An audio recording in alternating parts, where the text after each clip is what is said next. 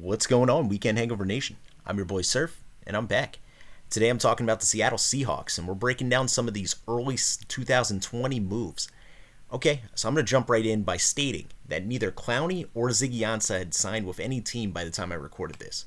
So the entire offseason outlook might change if they choose to re-sign with Seattle or they sign somewhere else. I just want to toss that out there. I don't live in a world of what ifs, so I'm going to talk about what is. So let's talk about the most recent move. Today the Seahawks traded a 5th round pick to the Redskins for Quinton Dunbar. I'm going to call this now what it is, man. An absolute steal. Not saying that Dunbar is the next Sherman in Seattle, but the similarities are there, man. Both are long for their position, both are former receivers. Now, Dunbar does have a long history of injuries, but man, he's came a long way since he's entered the NFL. And I'm absolutely stunned that it only took a 5th round pick to pry him away from DC. I mean, honestly, I am absolutely stunned because last year was easily his best year as a pro, and he looked like a potential number one. And I'm stunned. I'm shocked. I'm absolutely shocked. Next, I want to talk about the addition of tight end Greg Olsen. I'm torn on this signing. Seattle was decimated by injuries at the tight end position in 2019. So it makes sense that they would be on the market for a pass catching tight end. My issue is Olsen's 35. He was moderately productive last year, but he hasn't put up big time numbers since way back in 2016. Shit, he hasn't been able to stay on the field that much since 2016. Last year he played 14 games, so I'm taking that out of the mix.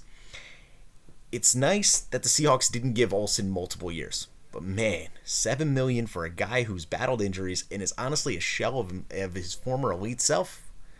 That seems like an awfully large pill to swallow. But hey, you know what I mean? Hopefully it works out. Now, I want to talk a little bit about the trenches. Russell Wilson is the main piece in Seattle. Thus, why some of the most important pieces are the ones responsible for keeping him upright. That being said, Seahawks lost George Fant to the Jets, which to me is concerning. Fant is a really talented player, man. I think he's going to be fantastic in New York. The other trench lost was on the opposite side of the ball, which was defensive tackle Quentin Jefferson. He signed with the Bills. Not the biggest loss in the world, but a rotational big men are important, man. Now, continuing with the trenches, the Seahawks took a few Hail Mary swings at 2 former first-round busts in Cedric Ogbuehi and Chance Warmack.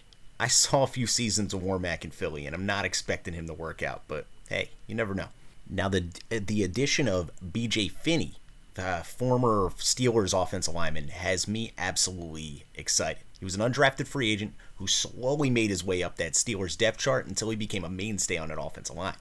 He signed a 2-year, $9.5 million contract, and I fully expect him to be a big part of this fluctuating Seattle offensive line.